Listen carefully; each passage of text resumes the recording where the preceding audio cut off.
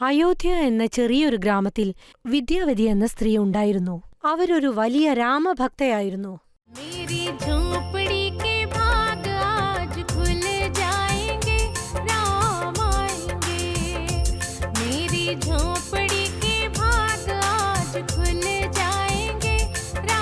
രാവിലെയും രാത്രിയുമെന്നില്ലാതെ രാമന്റെ പൂജ ചെയ്ത് സമയം മുഴുവൻ അവർ ചെലവഴിക്കുമായിരുന്നു. ആ ചെറിയ വീട്ടിൽ വേറെ ഒന്നും ഉണ്ടായിരുന്നില്ല. പക്ഷെ അവർ രാമന് വേണ്ടി ഒരു അമ്പലമുണ്ടാക്കാൻ പണം സമ്പാദിച്ചു വെച്ചിരുന്നു. ആ കാര്യത്തിൽ ദാമോദർദാസിനും ഒരു കണ്ണുണ്ടായിരുന്നു. എന്താ അമ്മേ, ഇത്രയും രാവിലെയായിട്ട് വീടൊക്കെ ശുദ്ധമാക്കിക്കൊണ്ടിരിക്കുകയാണല്ലോ. വീട്ടിലേക്ക് ആരെങ്കിലും വരുന്നുണ്ടോ? ഇതൊക്കെ ചോദിക്കേണ്ട കാര്യമുണ്ടോ? എന്റെ ശ്രീരാമൻ വരാൻ പോകുകയാ. നിങ്ങൾക്കറിയില്ലേ, ഗവൺമെന്റ് അതിന് ഒപ്പിട്ട് തന്നിട്ടുണ്ട്. ശ്രീരാമന്റെ അമ്പലം ഉണ്ടാക്കാൻ വേണ്ടി. ഇനി മുതൽ ഈ അയോധ്യ നഗരം ആഹ്ലാദഭരിതരാകും. ഈ കലിയുഗം ത്രേതായുഗമായി മാറും. ഈ കാര്യങ്ങളൊക്കെ 5-6 വർഷമായിട്ട് നടന്നുകൊണ്ടിരിക്കുകയാണ്. അതിനെപ്പറ്റി എനിക്ക് അറിയാൻ ആവശ്യമില്ല. ശരി, ഒരു കാര്യം പറ. ചോദിക്കേ. എങ്ങനെയായാലും എന്റെ വീട്ടുവാതിൽക്ക് വന്നില്ലേ, എന്നോട് എന്ത് ചോദിക്കണോ ചോദിക്ക്. ഈ ചെറിയ കുടിലിൽ നിങ്ങൾ പല വർഷമായിട്ട് വാഴുന്നോണ്ടിരിക്കുകയാണ്. ഇപ്പോൾ ഗവൺമെന്റ് ഗ്രാമത്തിലൊക്കെ വീട് കെട്ടിക്കൊണ്ടിരിക്കുകയാണ്. ആ ലിസ്റ്റില് നിങ്ങളുടെ പേരും ഉണ്ട്. പിന്നെ നിങ്ങൾ എന്തിനാ കുടിൽ വീട്ടിൽ നിൽക്കുന്നത്? എന്റെ ശ്രീരാമന് ഇത്രയും വർഷമായി ഒരു വീട് കിട്ടിയിട്ടില്ല. ഞാൻ മാത്രം വലിയൊരു വീട്ടിൽ ജീവിച്ചിട്ട് എന്താ നടക്കുക? എനിക്ക് ഈ കുടില് തന്നെ ധാരാളമാണ്. ഒരു കാര്യം പറയണമേ, തെറ്റായിട്ട് നിങ്ങൾ വിചാരിക്കില്ലല്ലോ. ഈ വയസ്സിനുള്ളിൽ ഞാൻ ആ കാര്യങ്ങളൊക്കെ താണ്ടി വന്നതാ. അതുകൊണ്ട് ആരെന്ത് പറഞ്ഞാലും ഞാൻ തെറ്റായി എടുക്കില്ല. അമ്മേ, നിങ്ങളുടെ ആലോചനയ്ക്കും പിന്നെ എന്റെ ആലോചനയ്ക്കും ആകാശത്തിനും ഭൂമിക്കുള്ള വ്യത്യാസമുണ്ട്. നിങ്ങൾ പറയുന്നത് എനിക്ക് മനസ്സിലാവുന്നില്ല ദാമോദർദാസ്. നിങ്ങൾ എന്താ പറയാൻ പോയത്? അമ്മേ, ഒരു ഭാഗത്ത് നിങ്ങൾ രാമറിനെ ദൈവമായിട്ട് നോക്കുന്നുണ്ട്. ഇന്നൊരു ഭാഗത്ത് നിങ്ങൾ എന്താ പറയുന്ന വെച്ചാൽ രാമറിന് എന്നെ വീട് കിട്ടിയിട്ടില്ലെന്ന്. പിന്നെ ഞാൻ എങ്ങനെയാ നല്ല വീട്ടിലുണ്ടാവുന്ന ചോദിക്കുന്നത്? ആ ദൈവം നമ്മളുടെ എല്ലാവരുടെ ഉള്ളിലില്ലേ? ഭക്തി എന്ന് പറഞ്ഞാൽ എന്താണെന്ന് നിങ്ങൾക്കറിയില്ല ദാമോദർദാസ്. നിങ്ങൾ ഒരു വിഡ്ഢിയാണ്. ഭക്തിക്കും പിന്നെ അന്ധവിശ്വാസത്തിനും കുറെ വ്യത്യാസമുണ്ടമ്മേ. ഞാൻ എന്താ പറയുന്ന വെച്ചാൽ, നിങ്ങൾ രാമരമ്പലം കെട്ടാൻ വേണ്ടി നിങ്ങൾ ഇത്രയും പണം ചെലവതിന് പകരം അത് നിങ്ങൾ ഒരു പാവപ്പെട്ടവർക്ക് കൊടുത്തിട്ടുണ്ടെങ്കിൽ ആ പാവപ്പെട്ടവന് വല്ലാതെ ഒരു ഉപയോഗം ഉണ്ടാവല്ലോ. ഇത്രയും പറഞ്ഞുകൊണ്ട് ദാമോദർദാസ് വിദ്യാവതിയെ ഭീഷണിപ്പെടുത്തി അവിടെ നിന്നും പോയി. ദാമോദർദാസ് പോയ ഉടനെ വിദ്യാവതി വീണ്ടും രാമനാമം ജപിക്കാൻ തുടങ്ങി. പിറ്റേ ദിവസമാണ് വിദ്യാവതിക്ക് കാര്യം മനസ്സിലായത്. ഒരുപാട് പേർ രാമന്റെ അമ്പലത്തിലേക്ക് പോകാൻ തയ്യാറാണെന്ന്. വിദ്യാവതി ഒരു പഴക്കടക്കാരന്റെ അടുത്ത് ചെന്ന് പറഞ്ഞു, എനിക്ക് 5 കിലോ എലന്തപ്പഴം വേണം. അത് മാത്രമല്ല, നിന്റെ തോട്ടത്തിൽ എത്ര മരങ്ങളുണ്ടോ? എനിക്ക് ആ മരങ്ങളിലെ മധുരമുള്ള എലന്തപ്പഴം മാത്രം മതി. അത് പറിക്കാൻ നിനക്ക് എത്ര സമയം വേണോ എനിക്ക് പ്രശ്നമില്ല. എന്റെ അമ്മേ, നിങ്ങളെന്താ ഇത്രയും കുറെ എലന്തപ്പഴം ചോദിക്കുന്നുണ്ടല്ലോ? അയ്യോ, ഈ പഴങ്ങൾ എനിക്ക് വേണ്ടിയല്ല, എന്റെ ഒരു കുഞ്ഞിന് വേണ്ടിയിട്ടാ വാങ്ങിയിട്ട് പോകുന്നത്. കൊച്ചോ? എന്ത് കൊച്ച്? നിങ്ങൾക്കല്ലേ ഒരു കൊച്ചും ഇല്ലാത്തത്? അയ്യോ, ഞാൻ കുഞ്ഞിനെ പറ്റിയല്ല, ശ്രീരാമനെ പറ്റിയാ പറയുന്നത്. ശ്രീരാമൻ എങ്ങനെയാണോ തന്റെ ഭക്തൻ ശബരി ഭക്ഷിച്ചു കൊടുത്ത എലന്തപ്പഴം കഴിച്ചുവോ? എന്റെ അമ്മേ, നിങ്ങൾ എന്താണ് കരുതുന്നത്?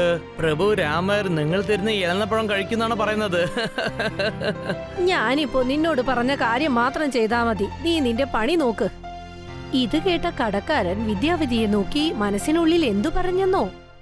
ഇവര് ശ്രീരാമരുടെ ഭക്തരാണെന്ന് എനിക്ക് നന്നായിട്ട് അറിയാം. പക്ഷേ എനിക്ക് ഈ കാര്യം അറിഞ്ഞിട്ടേ ഇല്ലല്ലോ ഇവർ ഇത്രയും ഒരു മണ്ടന്മാരാണെന്ന്. നമ്മൾ ഈ സന്ദർഭം നന്നായിട്ട് ഉപയോഗിച്ചേ പറ്റൂ. അമ്മേ, ഞാൻ നിങ്ങൾക്ക് നല്ലൊരു വില തരാം. 1 കിലോ 1000 രൂപയാവും. അതും നിങ്ങൾക്ക് മാത്രമാണ്. എന്ത്? 1 കിലോയ്ക്ക് 1000 രൂപയോ? നീ പറഞ്ഞത് ഒരുപാട് അധികമാണെന്ന് നിനക്ക് തന്നെ അറിയാമല്ലോ. അമ്മേ, ഞാൻ നിങ്ങൾക്ക് വളരെ രുചിയുള്ള എളന്നപ്പഴമാണ് തരാൻ പോകുന്നത്. നിങ്ങളുടെ കുട്ടിയായുള്ള രാമറിന് വേണ്ടി നിങ്ങൾ 1 കിലോ 1000 രൂപന്റെ എളന്നപ്പഴം വാങ്ങിക്കൊടുക്കില്ലേ അമ്മേ? എന്നാ വെച്ചാൽ നിങ്ങളുടെ ഭക്തി മുഴുവനും കള്ളം തന്നെയാണ്. ഇല്ല മോനെ, എന്റെ ശ്രീരാമ ഭഗവാന് വേണ്ടി 1000 രൂപയല്ല 10,000 രൂപ കൊടുത്തിട്ടും എലന്തപ്പഴം ഞാൻ വാങ്ങും. ഇത്രയും പറഞ്ഞുകൊണ്ട് വിദ്യാവതി തന്റെ സഞ്ചിയിൽ നിന്നും 10,000 രൂപയെടുത്ത് ആ കടക്കാരന് കൊടുത്തു. ആ കടക്കാരൻ മധുരമുള്ള എലന്തപ്പഴം വിദ്യാവതിക്ക് കൊടുത്തു. ആ പഴങ്ങളും വാങ്ങി വിദ്യാവതി അമ്പലത്തിന് നേരെ നടന്നു. പക്ഷെ അവർക്കൊരു കാര്യം അറിയില്ല, ഒരു കുരങ്ങൻ അവരെ പിന്തുടരുന്നുണ്ടായിരുന്നെന്ന്. വിദ്യാവതി വഴിവക്കിൽ നിന്ന് വെള്ളം കുടിച്ചുകൊണ്ടിരിക്കുകയായിരുന്നു. അപ്പോഴാണ് ആ കുരങ്ങൻ വന്ന് ആ ബാഗ് തട്ടിക്കൊണ്ടുപോയത്. അയ്യോ, ഇവിടെ വെച്ച എന്റെ സഞ്ചി കാണുന്നില്ലല്ലോ. ഇനി ഞാൻ എന്റെ ശ്രീരാമന് എന്ത് പ്രസാദമാ കൊടുക്കുക? ഒരുപാട് കഷ്ടപ്പെട്ട് 10,000 രൂപ കൊടുത്ത് വാങ്ങിയ പഴങ്ങളാണല്ലോ, ഇപ്പൊ അതും ആരോ മോഷ്ടിച്ചോണ്ടുപോയി. വിദ്യാവതി ദുഃഖിതയായി അവിടെ തന്നെ ഇരുന്നു. അപ്പോഴാണ് ഒരു പൂജാരി അങ്ങോട്ടേക്ക് വന്ന് വിദ്യാവതിയോട് പറഞ്ഞത്, നിങ്ങൾക്ക് എന്തു പറ്റി അമ്മേ? നിങ്ങൾ എന്തിനാ ഇത്ര വിഷമത്തോടെ ഇവിടെ ഇരിക്കുന്നത്?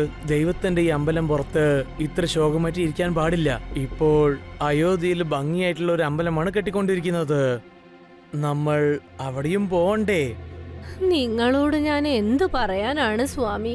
ഇത് വല്ലാത്തൊരു കലിയുഗമായി മാറിയിരിക്കുന്നു. ഞാൻ ശ്രീരാമ ഭഗവാന് വേണ്ടി കുറച്ച് എലന്തപ്പഴം വാങ്ങിയിരുന്നു. ഒരു കുരങ്ങൻ വന്ന് അത് എടുത്തോണ്ടുപോയി. ഇനിയിപ്പോ പ്രസാദത്തിന് ഞാൻ അവർക്ക് എന്തു കൊടുക്കും? നിങ്ങൾ ഒന്നും വിഷമിക്കണ്ട അമ്മേ. ദൈവം വന്നിട്ട് പ്രസാദം കൊണ്ട് മാത്രമല്ല സന്തോഷപ്പെടുന്നത്, അതിന് പകരം അവരുടെ ഭക്തന്മാരുടെ ഭക്തിയാണ് കണ്ടിട്ട് സന്തോഷപ്പെടുന്നത്.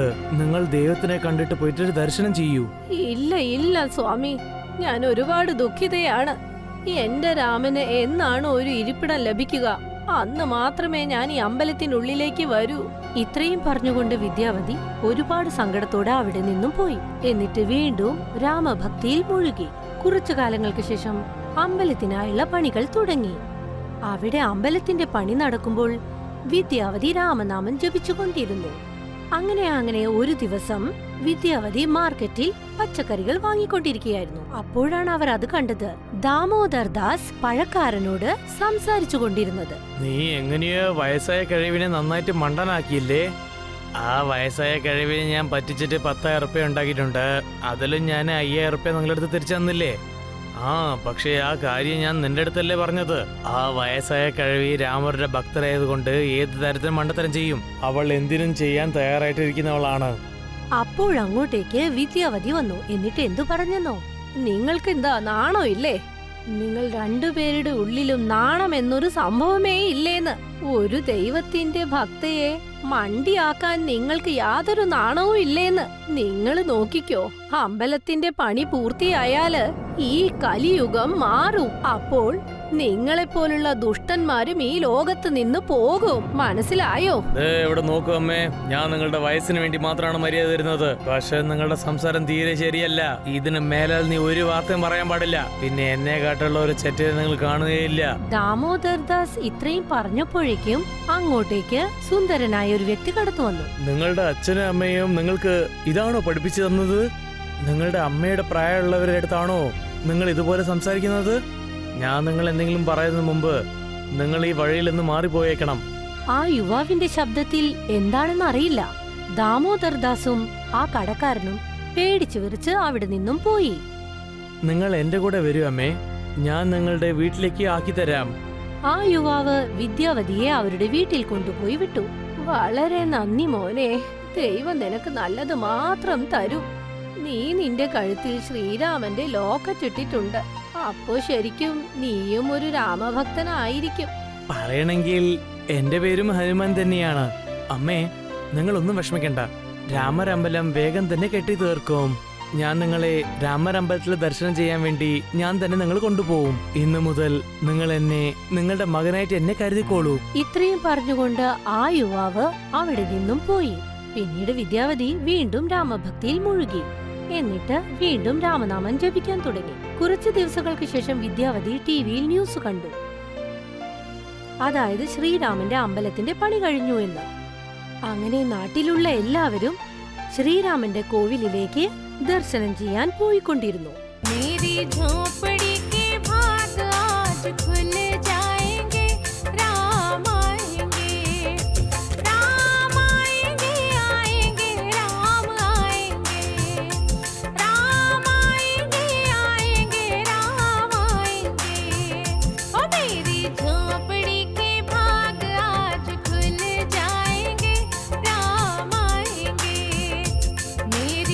झोपड़ी के भाग आज खुल जा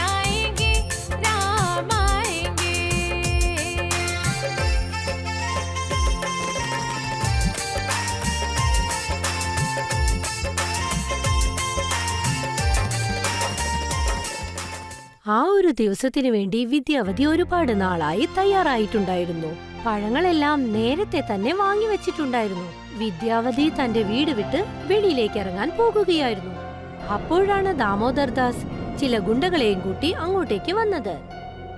ദാമോദർദാസ്, നീ ഇവിടെ എന്ത് ചെയ്യാൻ പോവാ? ഇവിടെ നിന്ന് പോ. എനിക്ക് നിന്റെ മുഖം കാണാൻ തന്നെ താല്പര്യമില്ല. എനിക്കും നിന്റെ മുഖം കാണണമെന്ന് ഒരു ആഗ്രഹമൊന്നുമില്ല. കിഴവി, നീ ഏത് സ്ഥലത്ത് ഇവിടെ ഈ കുടില് കെട്ടിയിട്ടുണ്ടോ? ഈ സ്ഥലം നിനക്കല്ല, അത് എനിക്ക് മാത്രം സ്വന്തമാണ്. ഞാൻ നിന്റെ ഈ കുടില് പൊട്ടിച്ചിട്ട് പിന്നെ എന്റെ വീട് ഇവിടെ കെട്ടാൻ പോവുകയാണ്. നിങ്ങളിത് എന്ത് വർത്തമാനാ പറയുന്നത്? ഇത് എന്റെ പൂർവികരുടെ സ്ഥലമാണ്. ഈ വീടിന്റെ വല്ല ആധാരവും നിങ്ങളുടെ കയ്യിലുണ്ടോ? അങ്ങനെ ഇല്ലെങ്കിൽ ഈ സ്ഥലം വിട്ട് ഉടനെ പോ. ഇല്ലെങ്കിൽ ഞാൻ നിങ്ങൾക്കെതിരെ പോലീസ് സ്റ്റേഷനിൽ കേസ് കൊടുക്കും. നീ ധാരാളമായിട്ട് പോലീസിനടുത്ത് കംപ്ലൈന്റ് കൊടുത്തോളൂ. പിന്നെ നീ അവരുടെ അടുത്ത് പറഞ്ഞോളൂ, ദാമോദർ ദാസ് ആണ് നിന്റെ വീടും കുടിലൊക്കെ ഇടിച്ചതെന്ന്. ഇത്രയും പറഞ്ഞപ്പോഴേക്കും ദാമോദർദാസിന്റെ ആളുകൾ വീടിനുള്ളിലേക്ക് കയറി വീട് മുഴുവൻ നശിപ്പിക്കാൻ തുടങ്ങി. കുറഞ്ഞ സമയം കൊണ്ട് തന്നെ വിദ്യാവതിയുടെ വീട് തകർന്നുപോയി. ദാമോദർദാസ് ചിരിച്ചുകൊണ്ട് വിദ്യാവതിയോട് പറഞ്ഞു, പോയിക്കോ, പോയി ഇനി ആ രാമരമ്പലത്തിൽ തന്നെ പോയി താമസിച്ചോളൂ. ഇത് നല്ല വിചിത്രമായിട്ടുണ്ടല്ലോ.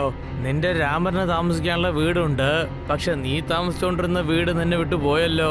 ശരി, നോക്കാം നിന്റെ ഈ രാമർ കുട്ടി വന്നിട്ട് നിനക്ക് വീട് താമസിക്കാൻ തരുന്നുണ്ടോ ഇല്ലയോ എന്ന്.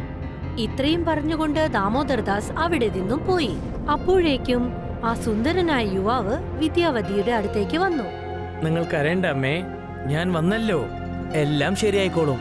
വരൂ, ഞാൻ നിങ്ങളെ രാമരുടെ അടുത്ത് കൊണ്ടുപോവാം. രാമരമ്പലത്തിലേക്ക് പോവാം. ഇപ്പോൾ പ്രഭു രാമരാണ് നമ്മൾ രണ്ടുപേർക്കും വഴി കാണിക്കാൻ പോകുന്നത്. എനിക്കുണ്ടായ അന്യായങ്ങൾ നിനക്കറിയില്ല മോനെ.